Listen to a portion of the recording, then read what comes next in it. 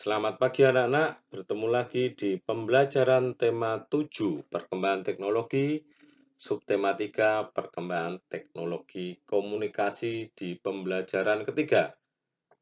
Hari ini kita akan belajar tentang sejarah telepon, juga tentang paragraf dan kalimat utama dalam paragraf. Nah, kita juga belajar tentang keliling bangun datar. Ayo simak pembelajaran hari ini dengan sungguh-sungguh.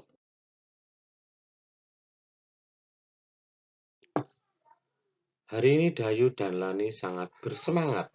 Mereka akan melakukan percobaan telepon kaleng. Dayu mengetahui cara membuat telepon kaleng dari ibunya.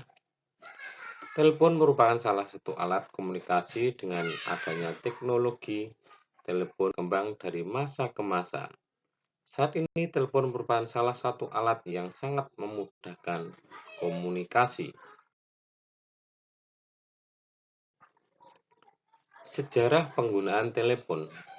Telepon digunakan untuk menyampaikan pesan suara. Manusia sudah mengenal surat dan telegram sebelum ditemukannya telepon.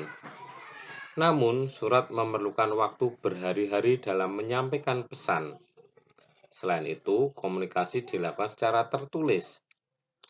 Telepon muncul pertama kali pada tahun 1800-an berdasarkan hasil penelitian tentang gelombang bunyi.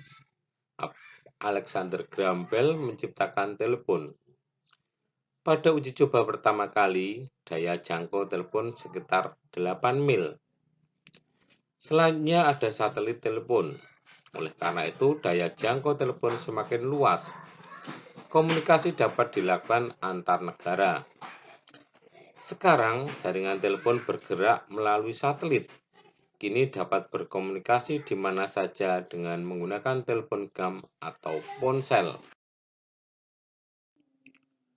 Nah, anak-anak setelah membaca bacaan tadi, kita bisa melihat beberapa kosakata.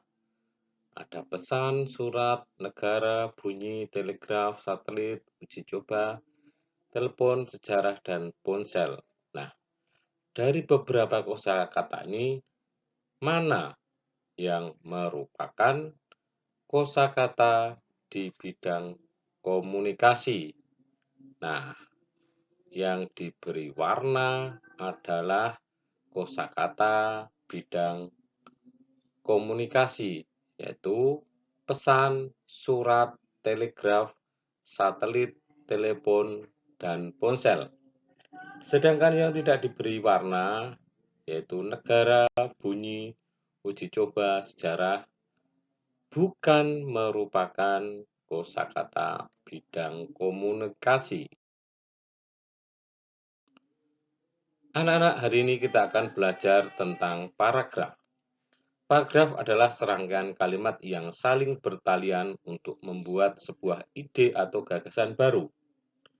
Paragraf merupakan sekelompok kalimat yang saling berhubungan dan bersama-sama menjelaskan satu unit pokok pikiran. Sebuah paragraf biasanya terdiri dari pikiran, gagasan, atau ide pokok yang dibantu dengan kalimat pendukung. Nah, sedangkan kalimat utama adalah kalimat yang berisi pokok pikiran utama atau ide pokok utama dan menjadi dasar untuk mengembangkan paragraf. Kalimat utama tidak selalu di awal paragraf, karena gagasan utama bisa berada di akhir atau di tengah, dan terkadang juga muncul bersamaan di awal dan akhir paragraf. Berikut ini adalah beberapa ciri kalimat utama. Kalimat utama dapat berdiri sendiri dan memiliki arti yang jelas. Kalimat utama biasanya ada di awal paragraf atau deduktif, namun terkadang berada di akhir paragraf atau induktif. Kalimat utama yang berada di akhir paragraf biasanya didahului dengan kata jadi dan dengan demikian. Kalimat utama berisi suatu permasalahan yang dapat dikembangkan secara rinci. Kalimat utama merupakan pernyataan yang bersifat umum dan bisa dikembangkan. Nah, setelah melihat dan belajar tentang pokok pikiran utama dan paragraf, marilah kita kembali melihat bacaan sejarah penggunaan telepon. Kita cari kalimat utama pada setiap paragraf. Kumpulkan kalimat utama dan tiap paragraf dapat membentuk suatu ringkasan. Sekarang tuliskan ringkasan informasi dari teks tersebut. Nah, kita bisa menemukan pokok atau kalimat utamanya. Telepon digunakan untuk menyampaikan pesan suara di paragraf 1. Paragraf kedua, telepon muncul pertama kali pada tahun 1800-an. Paragraf ketiga, selanjutnya ada satelit telepon. Dan paragraf keempat, sekarang jaringan telepon bergerak menjadi satelit.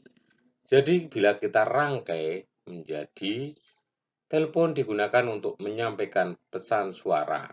Telepon muncul pertama kali pada tahun 1800-an. Selanjutnya ada satelit telepon. Sekarang jaringan telepon bergerak melalui satelit. Setelah menghias kaleng, Lani menunjukkan gambar yang ia buat. Udin mengusulkan agar gambar Lani diberi bingkai. Kemudian Dayu menawarkan untuk membantu Lani membuat bingkai. Lani pun setuju. Untuk membuat bingkai, Dayu harus mengetahui keliling dari kertas gambar milik Lani. Keliling bangun datar adalah jumlah ukuran dari sisi-sisi yang berbentuk bangun tersebut. Untuk lebih jelasnya, ayo simak gambar berikut ini.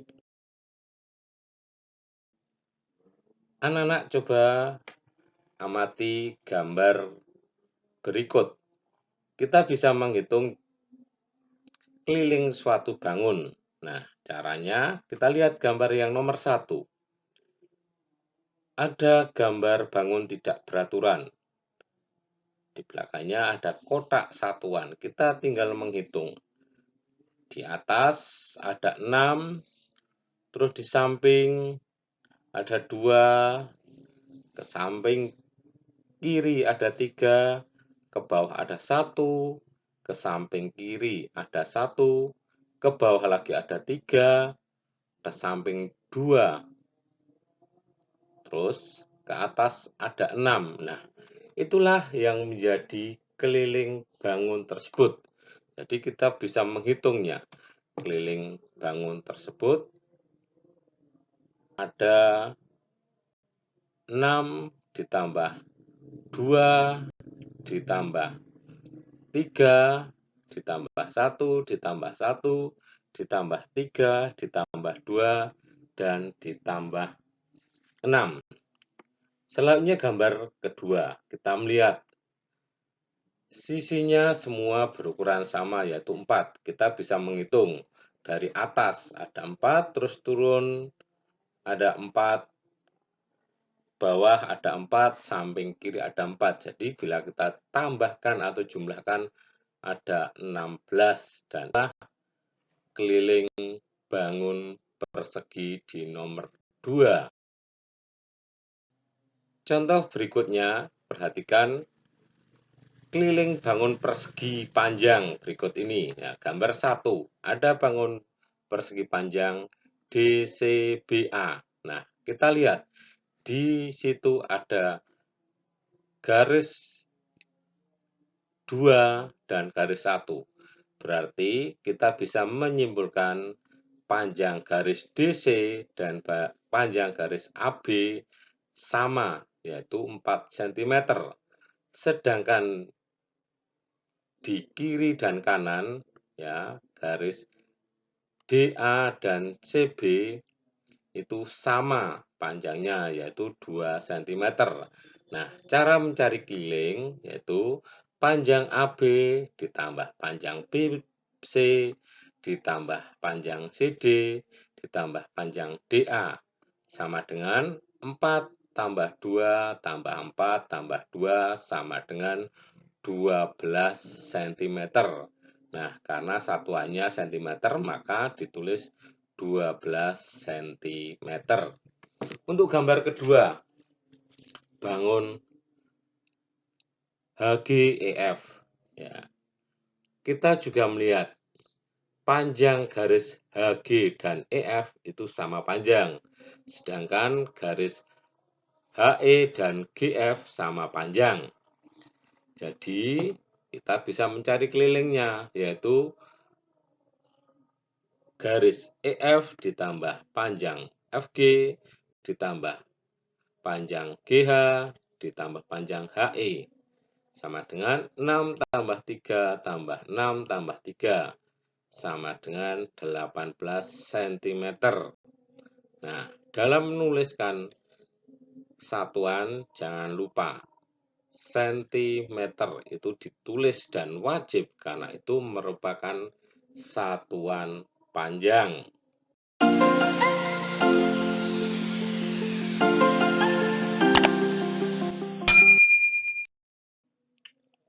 Demikian tadi anak-anak pembelajaran hari ini. Kita belajar tentang sejarah telepon dan juga keliling bangun datar.